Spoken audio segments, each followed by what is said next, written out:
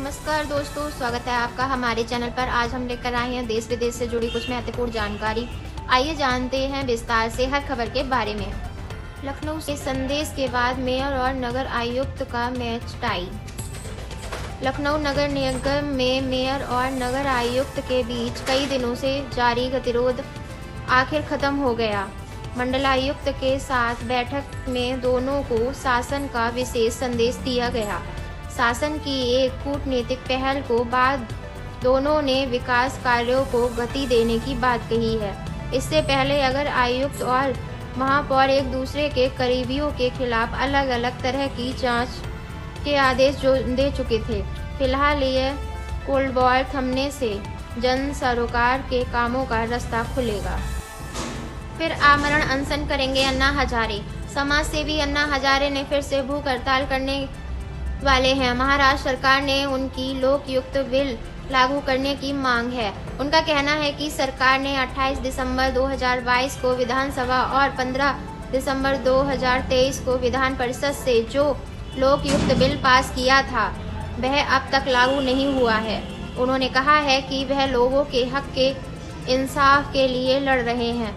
अगर सशक्त लोकयुक्त कानून नहीं आया तो उनकी जीने की कोई इच्छा नहीं है। बीजेपी में हलचल। इस दिन होगा यूपी अध्यक्ष का ऐलान। यूपी में बीजेपी के नए अध्यक्ष का ऐलान संभव है। इसके चलते खासी हलचल देखने को मिल रही है। इस बीच वर्तमान बीजेपी प्रदेश अध्यक्ष भूपेंद्र चौधरी ने दिल्ली जाकर पीएम मोदी से मुलाकात की है। कई नाम चर्चा में हैं, लेकिन माना जा रहा है कि हाईकमान फिर एक बार भूपेंद्र चौधरी पर ही भरोसा दिखा सकता है। हालांकि तय नहीं माना जा रहा है कि पार्टी का नया अध्यक्ष ओबीसी जाति का ही होगा और 14 दिसंबर तक नाम की घोषणा कर दी जाएगी।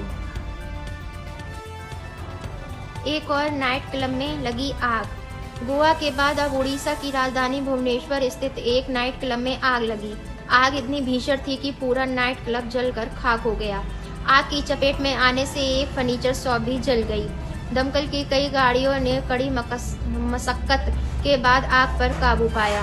अब तक किसी के हताहत होने की खबर नहीं है। आग लगने के कारणों का खुलासा नहीं हुआ है, लेकिन हादसे में लाखों रुपए का नुकसान हुआ है। लोकसभा में बोले रवि किशन, कानून का दुरुपयोग गंभीर चिंता। गोरखपुर के सांसद रवि किशन ने लोकसभा में फर्जी मुकदमों के खतरे पर चिंता जताई। उन्होंने कहा है कि झूठे केस न्याय व्यवस्था के लिए बड़ा खतरा है। उन्होंने कहा है कि फर्जी मुकदमों का असर आरोपी बनाए गए लोगों पर ही नहीं पड़ता, बल्कि अदालतों का भी बोझ बढ़ता है। इससे न्याय का मुख्य उद्देश्य भटक जाता है। उन्होंने फर्जी मुकदमों करने वाले के खिलाफ कार्रवाई के लिए कठोर कानून लाने की मांग की है। यूपी बोर्ड परीक्षा, आज केंद्र निर्धारण का अंतिम दिन। शिक्षा विभाग सख्त। यूपी में बोर्ड परीक्षा के लिए परीक्षा केंद्रों के निर्धारण का आज अंतिम दिन है। आज अंतिम रूप से परीक्षा केंद्रों को ऑनलाइन अपडेट किया जाएगा। इसके लिए संबंधित स्कूलों और अधिकारियों को कड़े निर्देश दिए गए हैं। देश भर में न्यूनतम व्यवस्था न होने वाले स्कूलों को केंद्र नहीं बनाया जाएगा। चयनित केंद्रों में कक्षाओं की उपलब्धता, बैठने की क्षमता, विद्युत सुविधा, पेयजल और सुरक्षा जैसी सुविधाएं जरूरी हैं। योगी सरकार सख्त, जब्त होंगी बिल्डरों की जमीन। समय पर आवास न बनाने वाले बिल्डरों पर योगी सरकार ने सख्त रुख अपनाया है। इंटीग्रेटेड टाउनशिप योजना के तहत लाइसेंस लेकर मकान आवंटन में देर करने वाले बिल्डरों के खिलाफ आवास विभाग सख्त नजर आ रहा है। विभाग ने आदेश दिया है कि टाउनशिप योजना में जो बिल्डर निर्धारित समय में मकान नहीं आवंटित कर पाए, उनकी टाउनशिप से संबंधित बंद रखी गई 10% जमीन जब्त कर ली जाएगी। आरोप प्रत्यारोप छोड़ें, वायु प्रदूषण पर चर्चा करें। राहुल। लोकसभा में राहुल गांधी ने वायु प्रदूषण पर मुद्दा उठाया। उन्होंने कहा है, सदन में वायु प्रदूषण पर चर्चा होनी चाहिए। प्रदूषण पर आरोप प्रत्यारोप ना करें, आगे क्या करने वाले हैं इस पर चर्चा हो।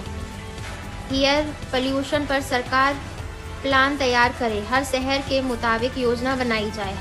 हम सरकार के साथ हैं। इस पर संसदीय कार्य मंत्री किरेन रिजिजू ने कहा है, हम चर्चा के लिए तैयार हैं और सभी के सुझाव भी लिए जाएंगे।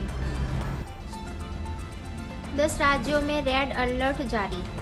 देश भर में मौसम का हाल बिगड़ता जा रहा है। IMD ने 10 राज्यों में आज से घने कोहरे का रेड अलर्ट जारी किया है।